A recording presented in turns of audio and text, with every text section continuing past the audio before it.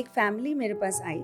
घर में बीमारी, फाइनेंशियल लॉसेस और कांस्टेंट टेंशन उनके घर में चल रहा था। तो पंडित ने उन्हें बोला कि बाल चढ़ाने होंगे वरना प्रॉब्लम और बढ़ सकती है, और उनके घर में पितृदोष आइडेंटिफाई उन्होंने किया। अब ये केस जब मेरे पास आया, क्योंकि सेकंड ओपिनियन के लिए वो एक साइकिक को ढूंढते हुए मेरे पास आए, और जब मैंने इस केस को एज अ साइकिक एंगल से देखा तो मुझे अपने सामने स्पिरिचुअलिटी के नाम पे कुछ डरे हुए लोग और घबराए हुए और रिचुअल्स को लेके सुपरस्टिशन से कंफ्यूज लोग बैठे हुए समझ में आए। और यहाँ पर मैं बस ये कहना चाहूँगी कि मेरा किसी भी ब्राह्मण या एस्ट्रोलॉजर समाज से कोई कंट्रोवर्सी नहीं, बट यहाँ पर मेरा अपना जो एक्सपीरियंशियल ओपिनियन है उसे मैं सामने पेश कर रही हूँ। अब जब मैंने इस केस को स्कैन किया और मैंने देखा कि सच में स्टोरी कुछ और ही है। स्पिरिचुअलिटी के नाम पे ये सच में ही डर गए हैं, क्योंकि ये डर से ऑपरेट कर रहे हैं, ना कि इनके घर में एक्चुअल समस्या क्या है वो सामने आ रही है। और सबसे ज़्यादा मिसयूज हो रहा है दोष और रिचुअल्स का। मैंने अपनी प्रैक्टिस में एक चीज़ बार बार देखी है, लोग प्रॉब्लम से ज़्यादा रिचुअल्स के डर, एक्सपेंसेस, सुपरस्टिशंस से परेशान हो रहे हैं। क्या करना है क्या नहीं, बहुत कन्फ्यूजन है।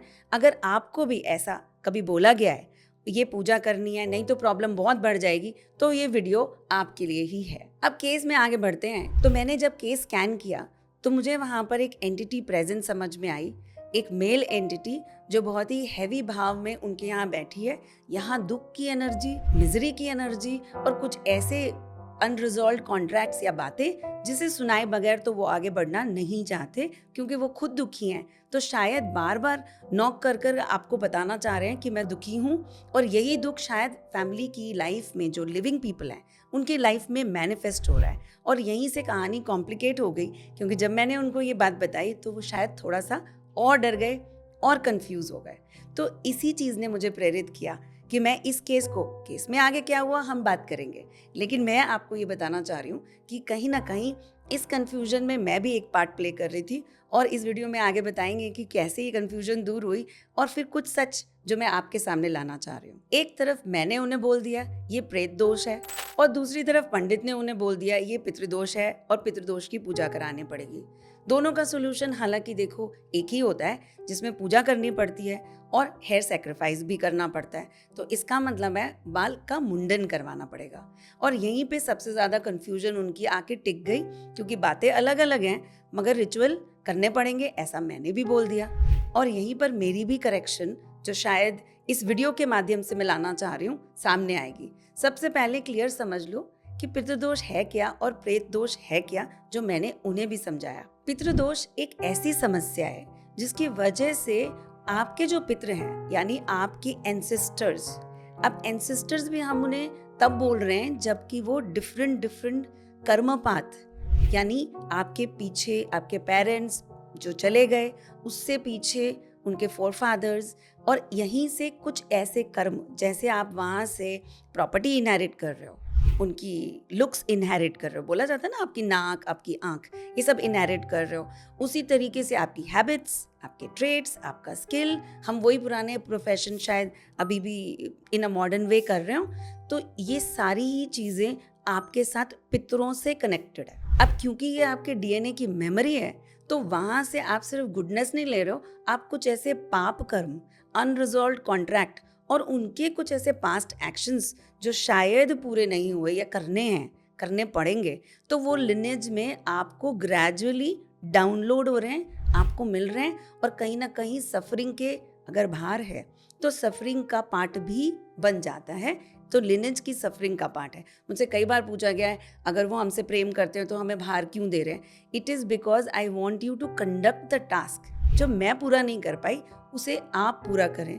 और जब इन साइंस को हम मिस करते हैं तो वो एक तरीके से पितृदोष बन जाता है, और इसी वजह से हमें परेशानी होती है। अब आगे बढ़ते हैं कि प्रेत दोष क्या है। तो बात है कि यहाँ पर जो एनर्जी है वो पहले जैसे टली नहीं, वो किसी भी जीवन मरण के साइकिल में जाना ही नहीं चाहता। वो अभी मान ही नहीं रहा है कि मैं मृत्यु को प्राप्त हो चुका हूँ या मैं अब एग्जिस्ट नहीं करता। और वो एनर्जी खुद को मैनिफेस्ट करना चाहती है। वो एनर्जी चाहती है कि मेरी बात सुनो, मैं किसी ना किसी के थ्रू शरीर में आ जाऊं, या बता पाऊँ या उन कर्मों को खुद ही पूरा कर लूँ, ताकि मेरी जितनी भी डिज़ायर्स हैं वो फुलफ़िल हो जाएँ। अब ये जो डिज़ायर्स हैं ये थोड़ी-सी ट्विस्टेड, कॉम्प्लिकेटेड हो सकती हैं, तो इन वन सिंगल लाइन वो स्टक है, वो अनविलिंग है, वो थोड़ा ज़िद्दी है, पेनफुल है उनके लिए भी आगे बढ़ना और ये समझना कि वो नहीं है और अकाल मृत्यु या किसी बीमारी या किसी बहुत ज़्यादा इमोशनल कनेक्ट से जुड़े हैं जो उन्हें भी तकलीफ दे रहा है। तो अगले की तकलीफ कहीं ना कहीं अगर सेम लिनेज में आप हो तो आपको भी फंसा ही देगी, लटका ही देगी। तो मतलब इस केस में क्या हुआ कि जो प्रेत है वो अपनी बात सुनाए बगैर आगे नहीं जाना चाहता। कई एग्जाम्पल्स हैं, सिंपल सी बात इतनी भी हो सकती है, मैं बेटे की शादी देखे बगैर नहीं जाना चाहता, मैं बहू देखना चाहता हूँ। या बात इतनी कॉम्प्लिकेटेड हो कि तुम मेरी प्रॉपर्टी को मेरे मोह की वजह से फलित नहीं कर सकते, इसे बेच नहीं सकते, इसलिए मैं उस प्रॉपर्टी में जाके बस जाऊं। ऐसा भी हो सकता है। दोनों ही केस में उनकी इच्छा सबसे ऊपर आ जाएगी और वो हमें प्रेत दोष में दिखाई देगी। अब इस केस में यहाँ तो क्लैरिटी उन्हें आ गई और वो समझ भी गए, क्योंकि कई प्रॉपर्टीज बिक नहीं रही थी, घर में प्रॉब्लम्स चली रही थी और लगातार बिजनेस के लॉस। और फिर एक उनकी मदर ने ये कंफर्म किया कि उन्होंने एक हैवी एनर्जी कई बार ड्रीम्स में आते जाते देखी। तो इतनी जब क्लियर बातें हुई और कुछ समय के बाद हर चीज़ को डाइजेस्ट करने में समय लगता है, हमें ये समझना पड़ेगा।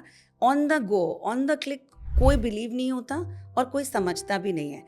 घर जाके बात करते हैं, रिग्रेशन होता है, समझ आती है और तब जाके ये बिलीफ सिस्टम काम करता है। साइकिक ने बोला आपने माला, पंडित ने बोला आपने पूजा करवा ली, इतना ऑन द गो कोई काम नहीं होगा और कल प्रॉब्लम रिजॉल्व हो गई और आपके घर में फिर से वो एनर्जी चालू हो गई, पैसा आ गया, आप लोग सब सेटल हो गए। इतनी आसानी से ये काम करना थोड़ा मुश्किल है। तो इस केस में आगे बढ़ते हुए उनके घर के यंग बॉयज बहुत डिस्टर्ब थे।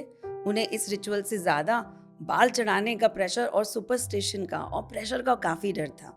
उनके मन में सिंपल सवाल था, क्या ये ज़रूरी है? कहीं ऐसा तो नहीं कि मैं किसी सुपरस्टिशन को अनविलिंगली फॉलो कर रहा हूँ। मन में बस यही कि हमें डराया जा रहा है। तो यहाँ पर मैं एक तथ्य उनको जो मैंने समझाया सामने लाऊंगी। हमारे कई पुराणों में इस विधि के बारे में बताया गया है और गरुड़ पुराण उसमें से प्रोमिनेंट है। वहाँ श्री हरि ने बहुत ही सिंपल शब्दों में डिफाइन किया है गरुड़ को कि आफ्टर जर्नी में सोल कैसे ट्रांजिशन और ट्रांसफॉर्मेशन में जाती है और क्यों इन रिचुअल्स का बहुत प्रभाव है।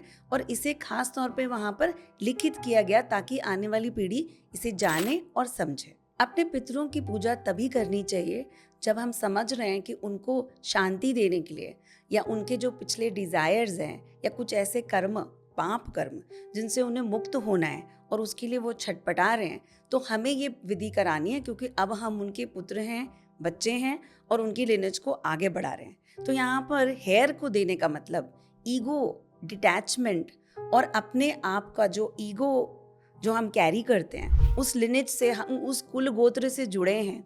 हेयर यहाँ पर एक और समझने की बात है, एक जीव ऊर्जा है और हेयर बेसिकली एक ऐसा एंटेना है। साथ में हम सब जानते हैं कि here is also a part of your DNA. इसका मतलब पीछे का काफी मेमोरी हम उस हेयर में स्टोर करके चल रहे हैं। तो जब हम मुंडन संस्कार करते हैं, तो पर्सनल का मुंडन संस्कार कब होता है?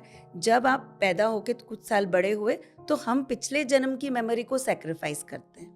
उसी प्रकार से जब मैं अब इस मुंडन संस्कार को स्वीकार करता हूँ, यानी कि जब हम पितृ पूजा करा रहे हैं और प्रेत पूजा करा रहे हैं और तब ये नाग नारायण बलि जो इसकी विधि है उसमें ये कराया जाता है, तो आप ये स्वीकार करते हैं, सरेंडर करते हैं कि आप अपने पिछले जो आपके लिनेज में पितृ रहे उनके कर्मों को रिलीज कर रहे हैं, सैक्रिफाइस कर रहे हैं, सरेंडर कर रहे हैं और अब पीसफुली ये दान करते हुए आगे बढ़ेंगे, तभी पूजा लगती है। मैंने उन्हें सिंपल बोला और उस परिवार को समझाया, पहले घर की एनर्जी बैलेंस करो, फियर हटाओ, अपनी ग्राउंडिंग करो, कुछ क्लेंजिंग करो और फिर इस रिचुअल में जाओ। जब आप पूरी इंफॉर्मेशन को समझ कर करोगे तो आपके मन के सारे ही वहम हट जाएंगे और स्पिरिचुअलिटी में डर से नहीं, आप अवेयरनेस से ऑपरेट करोगे। आपके द्वारा छोड़े गए बाल, इंटेंशन मैटर करती है। बालों से भी ज़्यादा आपका उनकी तरफ हीलिंग का और मोक्ष का जो भाव है, आगे बढ़ने का जो भाव है और लव का जो भाव है, वो एक डीपर मीनिंग और पाथ को कैरी करता है। तो इसीलिए दोस्तों, इस ब्यूटीफुल इंफॉर्मेटिव वीडियो को मैं आपके सामने इसी सच को उजागर करने के लिए ला रही हूँ। किसी को हर्ट करना या किसी व्यक्ति विशेष के बारे में बात करना इस वीडियो का उद्देश्य नहीं था। तो इस वीडियो को आप समझ में आए तो ज़्यादा से ज़्यादा लाइक करें और शेयर करें। नमस्कार।